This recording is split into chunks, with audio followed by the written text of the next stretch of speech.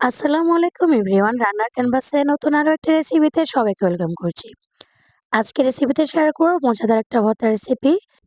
আজকের এই ভর্তাটা একবার ট্রাই করলে বারবার খেতে ইচ্ছে করবে, এতটাই মজার হয়ে থাকে আর বানানোটা খুবই সোজা। অল্প উপকরণে আজকে এই ভর্তাটি তৈরি করে নিতে পারবেন ঝটপট। চলুন তাহলে শেয়ার করছি আমি কিভাবে এই ভর্তাটা তৈরি করেছি। আজকের ভর্তা তৈরি করার জন্য এখানে লাগবে লাউ পাতা। আর এখন কিন্তু এই সিজনে বাজারে প্রচুর পরিমাণে লাউ পাতা পাওয়া যায়। তো এখান থেকে আমি কিছুটা পাতা নিয়ে নিচ্ছি। মানে শাকের ডগা থেকে কিছুটা পাতা আমি ছিঁড়ে নিয়েছি। এ তো দেখেন একটু শক্ত, মানে একটু বাড়তি যে পাতাগুলো আছে ওই পাতা দিয়ে ভর্তাগুলো করলে বেশি ভালো হয়। গোড়া অংশে যে পাতাগুলো থাকে ওই পাতাগুলো আমি নিয়ে নিচ্ছি। আর অবশ্যই পাতাগুলোকে ভালোভাবে বেছে নিতে হবে। এইখানে আমি অফ ক্যামেরা পাতাগুলোকে সুন্দর মতো বেছে তারপর হচ্ছে একটু ছোট টুকরা করে কেটে নিয়েছি। তো এই যে দেখেন আমি এখানে ভালোভাবে কেটে নিয়েছি আর এগুলোকে ভালো করে পানিতে ওয়াশ করে তারপর একটা কড়াইতে দিয়ে দিয়েছি সিদ্ধ করার জন্য। এইখানে কোনো প্রকার পানি দেওয়ার প্রয়োজন নেই, কারণ লাউ পাতাটা ধোয়ার সময় এখানে কিন্তু পাতাতে অনেকটাই পানি আছে আর ওই পানিতেই কিন্তু একদম ভাপ দিলে পাতাটা সিদ্ধ হয়ে যাবে। এখন আমি চুলাটা জ্বালিয়ে দিয়েছি আর তারপর ঢাকনা দিয়ে ঢেকে 5 মিনিটের মতো অপেক্ষা করব।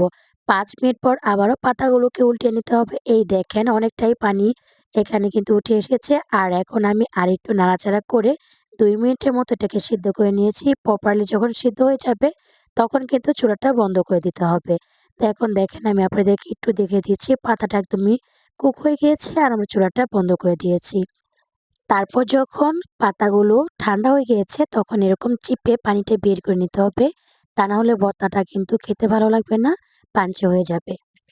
এইভাবে করে আমি সবগুলো পাতা থেকে পানিগুলো চিপে, চিপে বের করে নিচ্ছি। আর ভর্তাটা তৈরি করার জন্য এখানে আমাদের শুকনা মরিচ প্রয়োজন। তো শুকনো মরিচটা আমি এখন শুকনো খোলায় হালকা আঁচে টেলে নিব। আর এই মরিচটা কিন্তু আপনারা হালকা আঁচে টেলে নিবেন। অতিরিক্ত কিন্তু কালো করে নেওয়া যাবে না। এতে করে কিন্তু ভর্তার টেস্টটা নষ্ট হয়ে যাবে। এই পর্যায়ে মরিচটা আমার টালা হয়ে গিয়েছে। এখন আমি চুলা থেকে নামিয়ে নিচ্ছি। আজকের ভর্তাটা আমি শিলপাটায় তৈরি করব। তবে যাদের কাছে শিলপাটা নেই তারা চাইলে এটা বাটনাতে তৈরি করে নিতে পারেন। এখানে আমি আমার পছন্দ অনুসারে মরিচ নিয়ে নিচ্ছি। তারপর দিয়ে দিচ্ছি একটা ছোট সাইজের রসুন। তারপর দিয়ে দিচ্ছি এখানে লবণ। মরিচ, লবণ আর রসুন ভালোভাবে এখানে আমি পাটায় পিষে নিয়েছি। আর একদম মিহি একটা পেস্ট তৈরি করে নেব।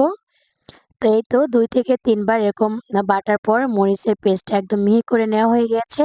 তারপর আগে থেকে চিপে রাখা পাতাগুলো দিয়ে দিচ্ছি। এই পাতাগুলোকে একদম ভালোভাবে মিহি পেস্ট তৈরি করে নিতে হবে।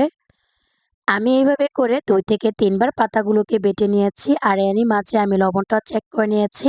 লবণটা একদমই পারফেক্ট আছে।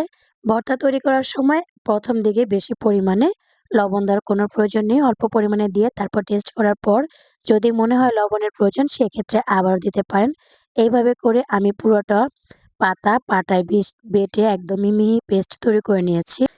ভিডিওতে দেখে নিশ্চয়ই বুঝতে পেরেছেন পাতাটা কোন পর্যায়ে মিহি হয়েছে। ওই পর্যায়ে যখন হয়ে যাবে তখন এখানে দিয়ে দিতে হবে পেঁয়াজ।